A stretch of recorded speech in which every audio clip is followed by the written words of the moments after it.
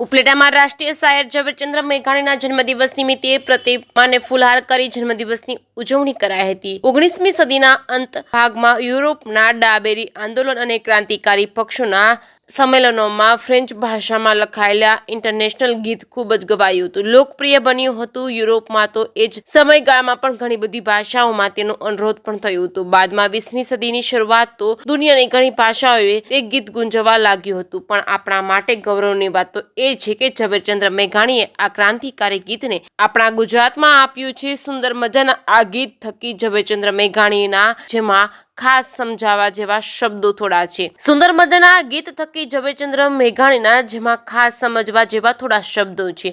આવા જ ગીતોથી ઝવેરચંદ્ર મેઘાણી આપણને ઘણું બધું જણાવી ગયા છે, જેને લઈને આજ સુધી તેઓને કોઈ ભૂલી શક્યું નથી અને હજુ પણ કાયમ માટે તેઓ યાદગાર બની રહેશે। આવા સશક્ત અને આંતરરાષ્ટ્રીય શાયર ઝવેરચંદ્ર મેઘાણીના જન્મદિવસ નિમિત્તે ઠેર ઠેર ઉજવણી કરવામાં આવે છે। ત્યારે આજે ઉપલેટા નગરપાલિકાના સભ્યો તેમજ શહેરના તમામ આગેવાનો દ્વારા શાનદાર ઉજવણી કરી હતી। તેઓના ગીતો અને સુંદર શબ્દોમાં રહેલા સત્યોને પણ સો સલામ અપાયા હતા।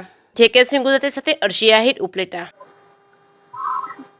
આપણા રાષ્ટ્રીય શાયર શ્રી ઝવેરચંદ કાળીદાસ મેઘાણી પહાડના બાળકથી લઈ અને પૂજ્ય મહાત્મા ગાંધીએ જેને રાષ્ટ્રીય શાયરનું બિરુદ આપ્યું છે એવા કવિવરની આજે 129મી જન્મ જયંતિ છે।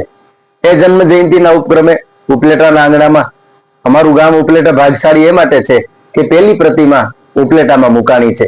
ચોટીલા, બોટાદ, રાજકોટ, પોર, બગહરા, યશ ફળી સાયકો, યશ ભટક્યો એ પહાડમાં, જુનાણા ને અમરેલી, પાટણથી પાછો વળી ઉતર્યો પાચાડમાં, રાષ્ટ્રીય શાયર મેઘાણીનું સ્મારક કરવા હાટુથી દોડતા હતા હું ઢાળમાં, કીર્તિએ લાંબો હાથ કરીને ચોટાડી દીધો ચાંદલો સર્વપ્રથમ ઉપલેટાના કપાળમાં। એ ઉપલેટાના આંગણામાં પહેલી પ્રતિમા મુકાણી છે। એની આ પ્રતિમાના આંગણે આજે એની જન્મ જયંતિએ ઉપલેટા નગરપાલિકાના પ્રમુખ, ઉપપ્રમુખ, અમારા માર્કેટિંગ યાર્ડના ચેરમેન થી લઈ અને ઘણા બધા આગેવાનોએ, સાહિત્ય પ્રેમીઓએ એને ફુલાર કરી અને મેઘાણીના કાવ્યોને એ ક્રાંતિકારી એક કવિ જે વખતે જરૂર હતી ત્યારે એવા કાવ્યો લખ્યા છે। પ્રકૃતિના કવિ હતા। મેઘાણીનો વહવો છેલ્લે હું રજૂ કરું, મેં ક્યાંક વાંચ્યું છે, તેને અફસોસ રહી ગયેલો આ બધા હળિયાપાટીમાં, દોડપાટીમાં જે વખતે કાંઈ નહોતું, કોઈ સગવડતા નહોતી, નેહડે ગામડે ગામડે ખૂણે ખૂણે જઈ અને આ માણસે કેટલું મને તમને દીધું છે।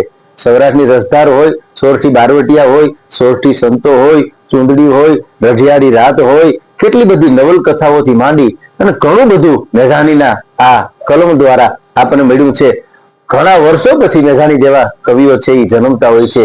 એવી કવિની જન્મ જયંતિ છે ત્યારે એ આભા મંડળની સામે જયારે રાત્રે જોવે છે કાંઈ નથી હોતું અને જયારે તારા એને દેખાય છે ત્યારે એની કલમ હાલે છે કે આભમાં આવડી તે ફૂલવાડી, ફૂલના એમાં કોણે કર્યા રે લોલ, આભમાં ચાંદો ને સૂરજ બે દીવા, દિવેલ એમાં કોણે પૂર્યા રે લોલ। ત્યાંથી લઈ અને આજના 365 રાત્રિમાં એક એવી રાત્રિ ની હોય જેમાં મેઘાણીને યાદ કરવામાં નહીં આવતા હોય।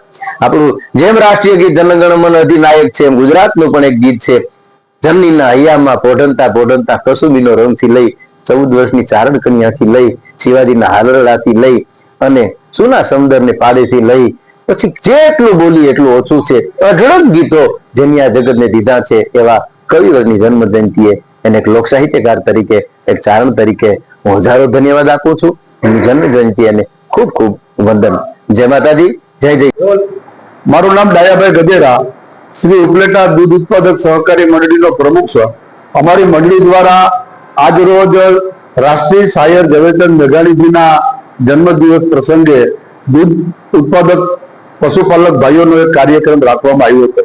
આ કાર્યક્રમમાં મેઘાણી રચિત જે કઈ સાહિત્ય છે એ સાહિત્યની પુસ્તિકાઓ અર્પણ કરવાનો પણ કાર્યક્રમ રાખવામાં આવ્યો છે। એટલા માટે જરૂરી છે કે મેઘાણીજીએ જેને જન કવિ કહેવાય, લોક સાહિત્યકાર કહેવાય એવા પ્રકારનું એમનું સાહિત્ય આજે લોકોને માટે બહુ ઉપયોગી સાબિત થાય એવા પ્રકારનું સાહિત્યની રચના કરી છે અને એ સાહિત્ય જનતા સુધી પહોંચે અને જનતા એને પોતાના જીવનમાં ઉતારે તો આવનારી પેઢી માટે અને પોતાના વિચારો માટે અતિ જરૂરી છે। એટલે મેઘાણીજી એ વર્તમાન સમયના જે કઈ સાહિત્ય એમનું છે એ સાહિત્ય જ્યાં સુધી જનતા જીવિત રહેશે, ગુજરાતી ભાષા જીવિત રહેશે, ત્યાં સુધી તેમનું આ અમર સાહિત્ય લોકો સુધી પહોંચતું રહેશે અને લોકો એને વાંચતા રહેશે અને એ સાહિત્યમાંથી લોકો પ્રેરણા પણ લેશે.